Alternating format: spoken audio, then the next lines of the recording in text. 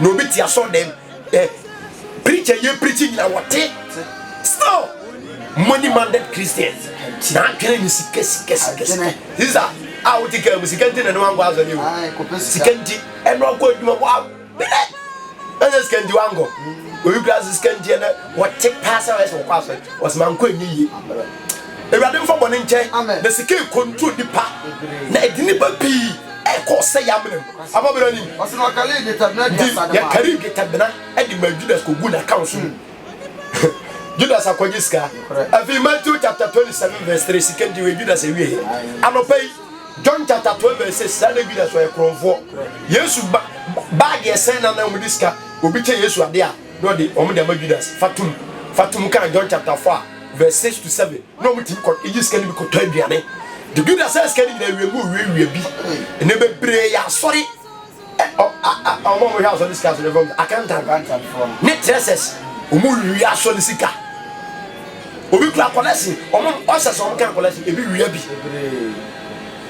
afi Judas ya we Matthew 27 verse number 3 no Judas e wi sika aha say na Judas we yi no ma enu no ho afi wanya sika no he bebiri akwaji sika duro omu bewu anoma yede omo nu omo ho obi amakena ma ne nanta ai wanya sika o sesei die ekoso ni nipaduam abrente bia mo obi afa ne to 2 years ni sesei ontime ntrase sister bia ma ni kunu sikanti ono ni kunu ofa ne to bema ni woska ujana na mi jam na mi kwetene fia ha na behwe me ne wa fa ne to mo ntimi ntenase sikanti ness o preska bu oduro dia boss no agro du na manse kura onya no oduro na fast connection obeba sikanti yere ho na wieye no obeya kwasia once a kire wadwena nsa no wawu a obeya kwasia obo ade anim mo mo tie abrochire o ho de say time is money mera sika nti nipa kwan bi omo faso nya sika he me se wo de o de beba for de afinhia for de obebo maso for de obebo bi som bi obebo bi bonyame adwuma no adwuma nya nkoso obebie title betua na wieye no obeya kwasia se wan fa kwan tene so ababra ni o se no de nyata blood ya sane bla so afi Judas edu no ho but this can go asofo for no se penifo ne se maye bone he obi bewu ana o confess okumbe ba okumbe yire me fa kwa wesu ni nyesika satam no na dombre emu ato orofo wutie me mesika ntete onu nyame ntamo asofo mo maye nhwe material things emfa no kren yenkata no kren so prosperity preachers prosperity indi baba be fan Andrews LAU or SD o say mo amukọ yesi asori bi the prosperity okwa he said yesi wo nkura sika akwa bi wo social media on nasoro cheska no anu aduanu ma di ene se wonya members bebrebe sika wa yede ni wura fi se na ade enti botaye bai na akwa we minim no om sika nipa nyino when you say sofo ni chesika nko ade sofo ni nyame nipa de kanya mi nipa obi oka pretty kanya mi asam cheche wage na oma wo ya heavy minded Christian o se unkunai o tu fo wo kire o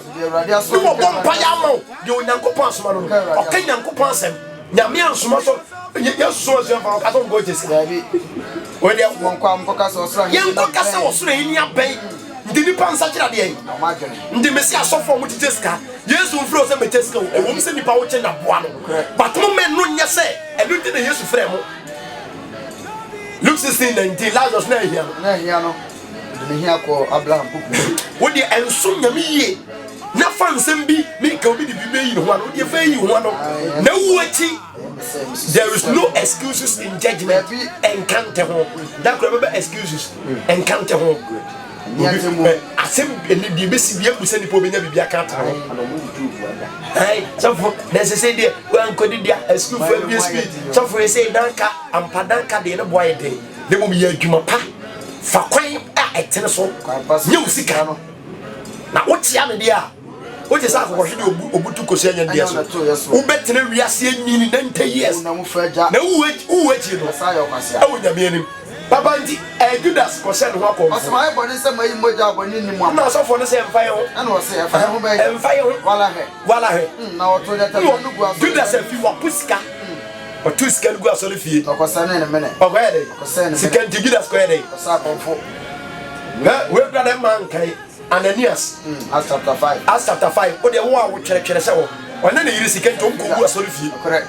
Na abrante be fa ni Gehazi abrante enzo yen kan. Second King chapter 5 verse 23 to 27. Ono sika nti kwate gu ani fie ne nkwa na nyina. This akwala. Say oni odifo panyina nam. Oni abotere. Difo no siska name of sika kwa yempe. Na kaza na ye ya ho kire ye o. Okotwa na master ko gisika. Master. Ne master busa aseme master se mi meje. Ne master busa say na hin na free boss me nko ba bia. So guys I wo kwa wo je eniem sika atale nsa kira ho ma hu. Na efiri sabele ko name pata be gu nko na nyu. Hasi. Oh.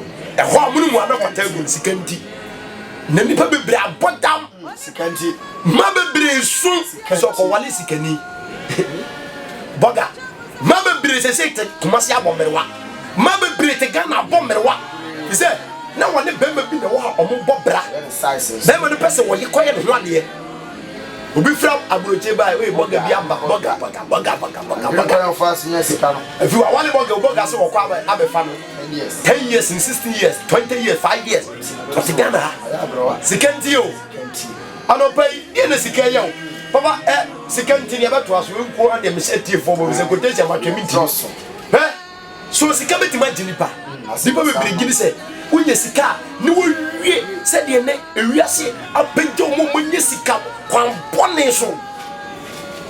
Ni obi adie se so unye sika. Society unye sika nko ade a eye enyame na ehira wo. Bonsam so osira. Bonsam shira o ma de akonya de. Romania for baby o say money is one of the devil's eye. O say bonsam na ni ba ko sika. Woti agro. Sika nya boni o. Enye papa kwanya be fa so nya no unye sika de o de beye two things kwa be na fa so nya sika atale e so kwa be na fa so nya ka wo dem kwa be so efie wesie he ma me bi asifie mesin fo ya adwuma nyino no mu nya asem we si duru ba bia na usika aka no de bufo ja na wa jai no akofa foforo o charge akọ ni kakra no sao carpenter fo e boss pe wonu obi anya asem esi we sifie na wie o ga so betina afebo sika betima jinipa afiri owo anatemo Zephaniah chapter 1 verse 18 sika yo na ye material things and ye spiritual things nka duru gia sika obi esidan air condition car so ahodo e pack ni fie so dampa hwenya bi so ogi oda obi akro oko hospital ye mo no ono nkwa ne dan ne mpa ne simonpe distraction bibia wo bi tisa do tifie na so we discussion nsem kra ne nsa no de beso no ensa ne intimi nso anopai mbrante ayaba mama yensere urade mo buro huno na sika nso he aguni pa bebre ni ma se kunkum ni pa bebre ama bebre share problem be content with how to have take right time na brepa na fa ye adwuma pa fa pesika pa baba Zephaniah 1:18 yemusa babu se sika betima di pa nkwa babu se oso o de tenso o se ni pa de tenso no sika ntime nje eni ye nsika so ntime nyade ntime nje awrade abufuo da onyankopon abufuo da nti wo neglect church the work of God first pa na pra so dem eni wo jai first pa na kwa so rentem eni wo timi ye late ya ama uduru wane apon kanti obu okro be koni e preacher wi obi so tia so dem wan tu nu asori me ko so ma na freme because yana ko igu so ma no bra tubu o udira so dem ntimi nu ofon 2 hours ultimi neglect asori ko ye business refi so be weja adum store be bre awunyade onyina wu astan fie be bre awunyade na omo mo fie no mo we anopa igirimi nsami ho na mkoko bon kan se binya ofe na mesika ntintu nya memra Zephaniah ne se yesika ne yegite ntimi nye onyankopon bufu danu Isaiah 31:7 Isaiah 31:7. Ose na da no. Ose da no. When na betoto o dete no. Ose den nyame bebu atani pa betutu yesika na ye de. Yengete. Abosom ne sika ya bosom ma nipa. Amonsayo. Yensayo. Am ye de aye bone na gu. Sika ye de aye de. Ye aye bone no. Ye sika aye bone ye betutu agu judgment day. Owu ba. Na mse nka ninti bi wo aninti. Kwa buroche ko we sikafo. Right brothers o me ye lupre. Adolf Hitler for Germany. Ne nka asante nyino mete kokko so ngom yere. Ba twa hemfo awu. Ohene asambiri man ko obi di container be se proto hu ya bi so 15 million. Oh. Sazura na. Obi ko timeti no asaje foforo afi na yam bros. Wo di kosu ane we be pija na najo. Sikanti o. Yam fancy da se de ya beto ze emfa so bone adwadifo die wom. Onipa wu a obi de no to na japade so ye se de asofo bi no twa de fie be cast Bible be kiro se mfa ho to japade so na ensama papa yamfa Isaiah 2:20 Ezekiel 7:19 Isaiah me post verse number 20 no kasa ose eda no nipa beto register abusunwo ene sika abusunwo Bible ka eda na egira ho ma niam mienu owuda ene atewuda eda no nipa bere ose eda no eda no nipa beto register nipa beto bosom ene sika ye bosom nyame ne de godo atwedi asase so galamsefo omkum nipa o ese timi dia ba shootim na moje hwie guamna nim enchane sika na ba no mo de daka mu wato excavator or excavator 13 20 wasifie onukrom wasifie young boy maami eso wasi badi nyame ehira no ebi sisen kawa ebi dwale niro nyame ni badi nyina o anopa isikanti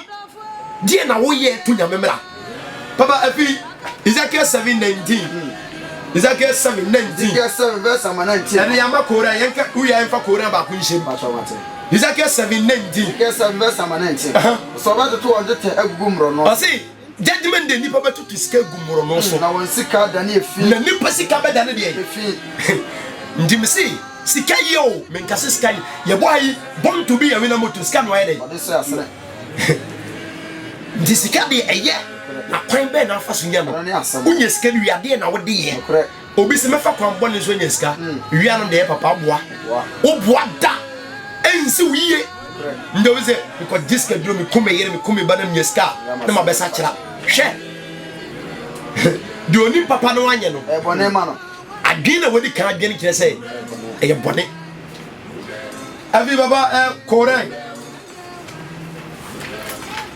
34 verse 34 to 35 near fancy ye mi apost part 1 etefo de sebo e beto so part 2 beba Quran 34 community Quran chapter 34 asini ko bire se ma ye community ose abire biala ye besuma kokoboni ose bire bia besuma onse eduma de ne warning time ye besuma kokoboni no ewo kuro bi so se mu adefo no kase ose gise mu adefo no esafo no kase ye de ye de suma amo no he de nsama de ehema num se mo beka ye de jeskafo ni bebre skafo kakre bi ba ko bi na o mani ti nyame asem no o kan mo bone no bobu afu o sika baba bi na Quran na e kan Quran 34:35 o se de o kan se di skafo ne kan se o sika ne mapi ye o sika ene mapi mo ahia mu nti na mo kase Yesu ba sa do bi ka o ahia mu nti na mo kase Yesu ye ba na wo sika na wo chine na wo no red one Proverbs 23:23 o se